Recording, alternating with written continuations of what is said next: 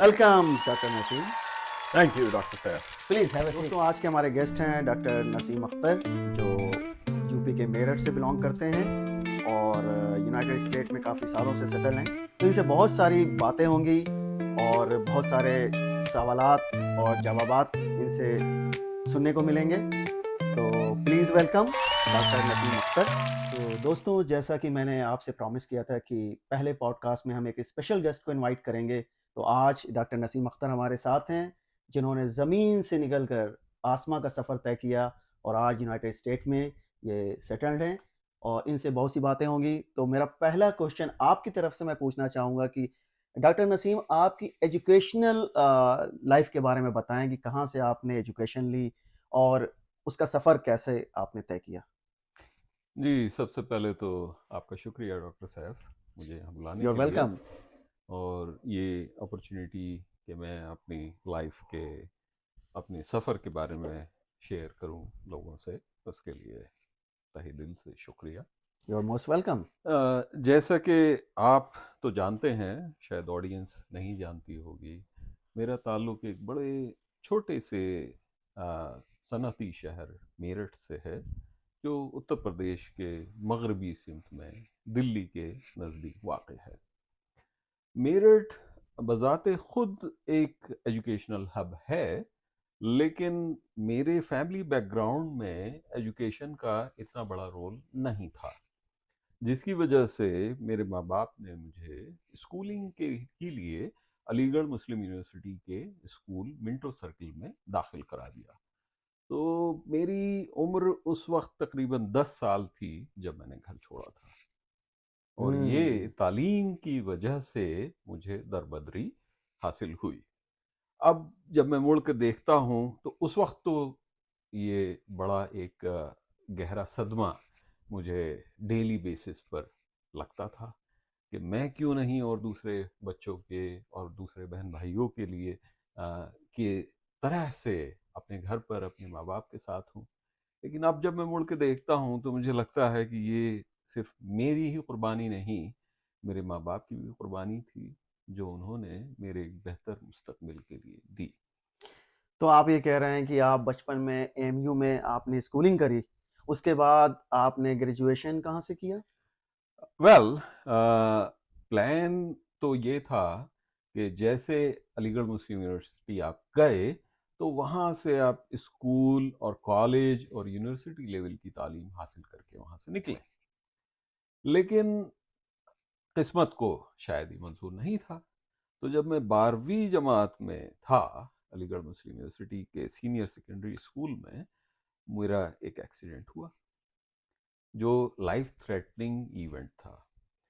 उसके चलते मैं काफ़ी वक्त तक, मुझे ख्याल है कि 6 महीने से 1 साल के दरमियान मेरा हॉस्पिटल में क़याम रहा था, वो पूरे 1 साल।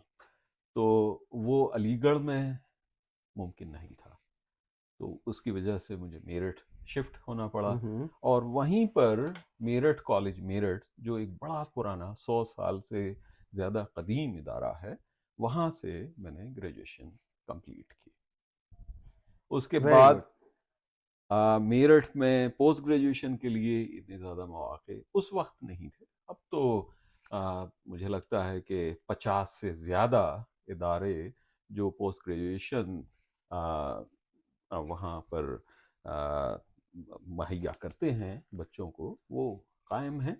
लेकिन उस वक्त इतने ज़्यादा मौक़े नहीं थे, जिसकी वजह से हमने दिल्ली का रुख किया, क्योंकि वो नज़दीक तरीन बड़ा शहर, नेशनल कैपिटल, मुल्क की राजधानी थी। वहाँ पर जामिया हमदर्द एक इदारा, जो उस वक्त अपने समझिए कि क़याम के अवाइल में था, और अब तो वो एक तनावर दरख्त बन गया है जो कम्पीट कर रहा है बड़े पुराने पुराने जो इंस्टीट्यूट्स हैं, जैसे कि मेरा पहला एलमनस जो अलीगढ़ मुस्लिम यूनिवर्सिटी है, उसको टक्कर देता है। तो बहरहाल मैंने जामिया हमदर्द अपने पोस्ट ग्रेजुएशन के लिए ज्वाइन किया, और मैंने एमएससी इन बायोटेक्नोलॉजी वहाँ से मुकम्मल की। उसके बाद एमएससी के बाद में एक लॉजिकल प्रोग्रेशन होता है कि आदमी पीएचडी की तरफ जाए। तो पीएचडी करने के लिए मैंने फिर से इधर उधर नज़र दौड़ाई। तो बहुत सारे इदारे थे दिल्ली में होने की वजह से जहाँ से मैं पीएचडी कर सकता था। तो उसके लिए मैंने दिल्ली यूनिवर्सिटी के नॉर्थ कैंपस में एक बड़ा ही रिप्यूटेड वल्लभ भाई पटेल चेस्ट इंस्टीट्यूट, जो चेस्ट और रेस्पिरेटरी डिसऑर्डर्स के लिए 50 साल से ज़्यादा एक क्रेडिबल नाम है रिसर्च और ट्रीटमेंट में, उसे मैंने अपने पीएचडी के लिए ज्वाइन किया। Very good. तो टॉपिक क्या था आपके पीएचडी का? किस फील्ड में आप रिसर्च करना चाहते थे? ये ऑडियंस को ज़रा आप बताएं। वेल डॉक्टर सैफ, अगेन मैंने पीएचडी करने के नीयत से वल्लभ भाई पटेल चेस्ट इंस्टीट्यूट ज्वाइन किया, लेकिन किस्मत को शायद फिर से ये मंजूर नहीं था। वहाँ से मैं अपनी पीएचडी मुकम्मल नहीं कर पाया। तो एक लंबा डिटूर ले करके मैं जामिया मिलिया इस्लामिया, जो एक और दूसरी सेंट्रल सेंट्रल यूनिवर्सिटी यूनिवर्सिटी है दिल्ली दिल्ली में। में ही है, हम्म। और बड़ा इसका भी आ, ताबनाक माजी रहा है। अलीगढ़ मुस्लिम यूनिवर्सिटी के कायम होने के साथ साथ ही जामिया मिलिया इस्लामिया यूनिवर्सिटी कायम हुई।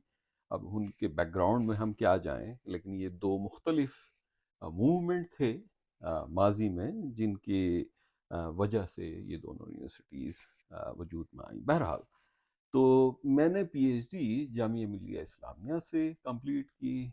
डिपार्टमेंट ऑफ बायोसाइंसेस था और टॉपिक मेरा मॉलिक्यूलर ऑन्कोलॉजी था। Very good. तो आपने कैंसर रिसर्च में जी जी जी रिसर्च को चुना। जी जी, तो बिल्कुल। उसके बाद की जर्नी क्या रही? मतलब आपके दिमाग में क्या चल रहा था कि आप एकेडमिक्स की तरफ जाएंगे, फैकल्टी बनेंगे कहीं पर, या आपने सोचा था कि नहीं हम तो बाहर ही जाएंगे, ओवरसीज में हम अपनी रिसर्च को आगे बढ़ाएंगे? वेल, ये बहुत ही अच्छा सवाल है, और इस पॉडकास्ट से पहले भी मैंने इस बारे में कई बार सोचा है कि क्या एक हुतमी ख्याल मेरे जहन में था अपने मुस्तकबिल के ताल्लुक से कि मुझे क्या करना है, या वो एक रवानी थी जिसको फॉलो करते हुए मैं यहाँ पहुँच गया। तो मैं कहूँगा एक मुकम्मल ईमानदारी के साथ कि ये एक कॉम्बिनेशन रहा दोनों का, कुछ प्लान और कुछ किस्मत। Very nice. तो यूनाइटेड स्टेट में कैसे मौका मिला और कब आना हुआ? सो यूनाइटेड स्टेट्स में मैंने सन 2011 की जून के आखिर में एक यूनिवर्सिटी है, medical university of south Carolina में, हम्म। जो वहाँ के एक बड़े ही कदीम शहर चार्ल्सटन में वाक़ है। हम्म। वो यूनिवर्सिटी कायम हुई थी, अगर मैं सही हूँ, सन 1824 में। ओके। तो बहुत ही गहरी जड़ें उस यूनिवर्सिटी की हैं। हम्म। तो वहाँ मुझे काम करने का मौका मिला, और मैंने काम शुरू किया वहाँ पर न्यूरो डिजेनरेटिव रिसर्च में, स्पेसिफिकली ग्लोकोमा रिसर्च में। ओके। सो ग्लूकोमा तो एक डिजीज़ है, आई डिजीज़ है, जहाँ पर जितनी मेरी नॉलेज है उसमें ऑप्टिक नर्व पे प्रेशर होता है, जी और जी, ये बिल्कुल तो इट्स अ सही वेरी गुड फरमाया। जी चैलेंजिंग रिसर्च। जी जी तो जी। उसके बाद की जर्नी क्या रही? आप वहाँ कब तक रहे और फिर कहाँ गए? तकरीबन 2 साल मैं उस प्रोजेक्ट से मुतालिक रहा, हम्म। और मेरा बड़ा ही अच्छा एक्सपीरियंस वहाँ पर रहा। मैंने बहुत सारी नई चीज़ें वहाँ करने को सीखी। हम्म।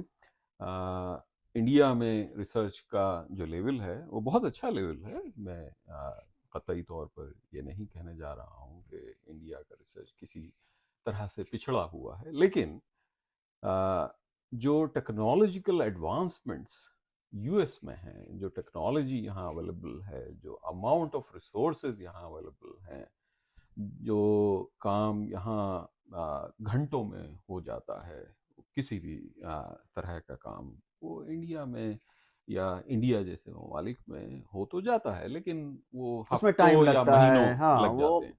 वर्किंग स्टाइल है। जी, जी, जी, और जी, 2 डिफरेंट कंट्रीज़ है, ये जी, जी, डेवलप्ड नेशन है, और जी, लोग कहते हैं कि ये 100 साल आगे है दूसरे मुल्कों से, जी, जी, तो वो बिल्कुल सच सही, है। बिल्कुल हम सच सब है। यहाँ पर हैं और उसको ऑब्ज़र्व कर चुके हैं। बिल्कुल। तो उसके बाद आप कहाँ मूव करके गए? तो जैसे मैंने कहा कि तकरीबन 2 साल as a post doctoral researcher hmm, medical hmm. University of south Carolina में गुज़ारने के बाद हुँ, हुँ। अ, मैं ये बताता चलूँ यहाँ पर कि मैंने ये 2011 में जो पोस्ट डॉक रिसर्च ज्वाइन की थी, हुँ, हुँ। वो एक एक्सचेंज विज़िटर के बतौर की थी। अब एक्सचेंज विज़िटर एक तरह का वीज़ा है, अ, J1 वीज़ा वो कहलाता है। उसमें आपसे उम्मीद गवर्नमेंट ऑफ इंडिया को या गवर्नमेंट ऑफ यूनाइटेड स्टेट्स को ये होती है कि आप यहाँ पर ये चीज़ें सीखेंगे, जो भी टेक्नोलॉजी है, जो हुँ, भी हुँ। टूल्स एंड टेक्निक्स हैं, ये आप सीख करके हुँ, अपने हुँ। मुल्क जाएंगे और वहाँ पर कंट्रीब्यूट करेंगे। वहाँ राइट, के जो तालीमी इदारे हैं वहाँ रिसर्च करेंगे, या अगर मौका मिल गया तो वहाँ पर टीचिंग करेंगे। यानी कि आप एक्सचेंज विजिटर की तरह से इस मुल्क में आएंगे यूनाइटेड स्टेट्स में, यहाँ पर टूल्स एंड टेक्निक्स गैदर करेंगे और वापस जा कर के अपने मुल्क में कंट्रीब्यूट करेंगे। राइट। तो इसी नेचुरल प्रोग्रेशन को फॉलो करते हुए मैं सन 2013 में, यानी कि तकरीबन 2 साल यूनाइटेड स्टेट्स में गुजारने के बाद इंडिया वापस चला गया। अच्छा, तो इंडिया वापस चले गए थे। इंडिया तो वहाँ वापस चला पर गया, हाँ, हाँ। लेकिन यहाँ पर एक और टर्निंग पॉइंट है। हुँ, हुँ। वहाँ पर मुझे फैकल्टी पोजीशन नहीं मिली, ओके। जैसे कि होता है एक आम तौर पे दस्तूर है लोग इंडिया जाते का। हैं, जी, जी, जॉब जी। वहाँ अपॉर्च्युनिटीज़ पर इतनी नहीं हैं। जी, जी, जी, जी, हुँ, जॉब हुँ। अपॉर्च्युनिटीज़ इतनी नहीं हैं, कैंडिडेट्स बहुत ज़्यादा हैं, राइट। ठीक है? और आपकी जो क्वालिफ़िकेशंस हैं, वो कई बार पूरी नहीं होती हैं, या और जो एडिशनल एक पुश चाहिए होता है वो नहीं क्वालिफ़िकेशंस के होता अलावा, है, वो बिल्कुल सही नहीं बात होता है, है। हाँ। तो बहरहाल मुझे मिडल ईस्ट में एक टीचिंग अपॉर्च्युनिटी मिली ओह! और मैंने फिर 2014 के हुँ, हुँ। अवाइल में वो यूनिवर्सिटी, एक है अल-बाहा यूनिवर्सिटी, हुँ, हुँ। ताइफ एक शहर है सऊदी बहुत अरबिया फ़ेमस का, शहर है, बहुत पुराना बहुत शहर है। पुराना शहर है, हाँ। और ये उससे 2 घंटा दूर, अच्छा, तो वहाँ पर ये एक यंग यूनिवर्सिटी थी। मैंने इसे 2014 में ज्वाइन किया और ये 2006 में कायम हुई थी। अच्छा। तो वहाँ मुझे मौका मिला और सन 2014 में मैंने अल-बाहा यूनिवर्सिटी सऊदी अरेबिया में ज्वाइन की। तो कितने साल वहाँ पे क़याम रहा और आह, कैसा एक्सपीरियंस रहा? ये शेयर करें हमारे ऑडियंस के साथ। मैंने वहाँ पर अच्छा तवील अरसा गुज़ारा, तकरीबन 8 साल मैं उसी यूनिवर्सिटी अल-बाहा यूनिवर्सिटी में रहा। मैंने असिस्टेंट प्रोफ़ेसर की तरह जॉइन किया और जब मैंने वो छोड़ा तो मैं वहाँ पर एसोसिएट प्रोफ़ेसर था। अ, और मेरा काफ़ी अच्छा तजुर्बा रहा। लेकिन बाय ट्रेनिंग मैं रिसर्चर हूँ, मैंने अच्छा। पीएचडी की है। हुँ, हुँ। और सऊदी अरबिया में ख़ास तौर पर एक यंग यूनिवर्सिटी जैसे कि अल-बाहा यूनिवर्सिटी, वहाँ पर रिसर्च के मौक़े इतने नहीं हैं, ओके। जितने कि यूनाइटेड स्टेट्स में हैं या इंडिया में हैं। सऊदी अरबिया में ये जो पुश आया, जिसमें किंग अब्दुल अज़ीज़ और किंग सऊद और एक और university king Fahd university of petroleum and mining जो दम्माम में वाक़ है, इनके अलावा जो नई-नई यूनिवर्सिटीज़ का क़याम हुआ, उनमें गवर्नमेंट का पुश टीचिंग की तरफ था और वो भी मास एजुकेशन की तरफ, जबकि रिसर्च जैसा कि आप जानते हैं, वो एक निश एरिया है। वो बहुत ही स्पेसिफिक होता है और उस एक्सरसाइज के लिए और ख़ास तौर पे बेसिक साइंसेस रिसर्च के लिए एक अलग ही अप्रोच और माइंडसेट चाहिए, हुँ। जो सऊदी अरेबिया में उस वक्त नहीं था। अथॉरिटीज़ चाहती थी कि वो मास एजुकेशन और मास पब्लिक को कैटर करें। तो यूनिवर्सिटीज ओके, का जो फोकस था वो टीचिंग की रिसर्च पर तरफ था। नहीं था। तो ओके, तजुर्बा बहुत अच्छा था, लेकिन एज ए ट्रेनिंग मुझे रिसर्च करने के इतने मौके वहाँ नहीं मिले। तो मैंने उसे बैलेंस करने की कोशिश की। कुछ कंप्यूटेशनल बायोइन्फॉर्मेटिक्स अप्रोच होती हैं, तो मैंने वो अपनाई।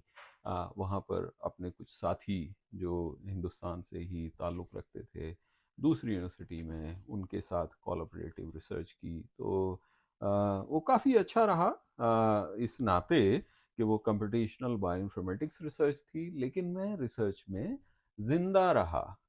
अगर मैं ये ना अपनाता और सिर्फ इसको सोचता रहता कि यहाँ पर बेंच रिसर्च, वेट रिसर्च के मौके नहीं हैं, और मैं सिर्फ टीचिंग में लगा रहता अगले 8 साल, तो मुझे लगता है कि वो मेरी रिसर्च के लिए और एज ए रिसर्चर मेरे खुद वजूद के लिए मोहलिक तो साबित हुआ। जैसे कि पूरे चीज़ देखने में, आपकी ज़िंदगी को देखने में लगता है कि आपने अपनी जर्नी एमयू से शुरू करी, फिर आप दिल्ली आए, मेरठ में भी आपने एजुकेशन ली, फिर आप अमेरिका आए और फिर सऊदी अरब गए, फिर वापस आप अमेरिका आ चुके हैं और यहाँ सेटल हो रहे हैं। तो इसका मेरिट डिमेरिट क्या है? मतलब एक बंदा आ रहा है, अमेरिका में सेटल हो जा रहा है, तो क्या खोता है, क्या पाता है? ये ऑडियंस को बताएँ आप। हाँ डॉक्टर सैफ, अब मैं क्या बताऊं ऑडियंसिस को कि अमेरिका के मेरिट्स क्या हैं, वो तो सारी दुनिया को ही मालूम है। हाँ, हाँ। डीमेरिट्स के बारे में मैं ज़रूर बता सकता हूँ हाँ, कि हाँ। आप अपने माँ बाप से, दोस्त अहबाब, रिश्तेदारों से दूर हैं, तो वो कमी खलती है। वो कमी खलती वो है। कमी खलती है, आप उसको और दूर बैलेंस भी करने की। है ना? शादियाँ होती हैं, बहुत से दुख-सुख आते हैं, लोग नहीं जा पाते जी जी हैं। जी, तो बिल्कुल। ये एक है पहलू, लेकिन एक ये है कि आप को देखकर आपके घर वाले, दोस्त अहबाब और आस-पड़ोस के लोग वो मोटिवेट तो होते ही हैं जी जी, कि बिल्कुल आप होता वहाँ से निकले और आपने एक ऊँचाई को छूने की कोशिश है। की जी जी और आप कहीं किसी लेवल तक पहुँच गए। जी जी, बिल्कुल। तो ये एक मतलब अच्छी बात है। जी जी आपने पीएचडी करी, फिर आपने अपने आप को सोसाइटी के लिए वक़्फ़ कर दिया एक तरह से। जी जी, आप बिल्कुल। रिसर्च कर रहे हैं और कुछ आउटपुट आएगा तो आप शेयर करेंगे दुनिया के साथ। जी तो जी दोस्तों, डॉक्टर अख्तर इस वक़्त स्टोक रिसर्च में एक नामी इंस्टीट्यूट में सीनियर साइंटिस्ट की पोजीशन पे हैं। ये एक बहुत ही इम्पोर्टेंट सवाल है सारे रिसर्चर्स की तरफ से,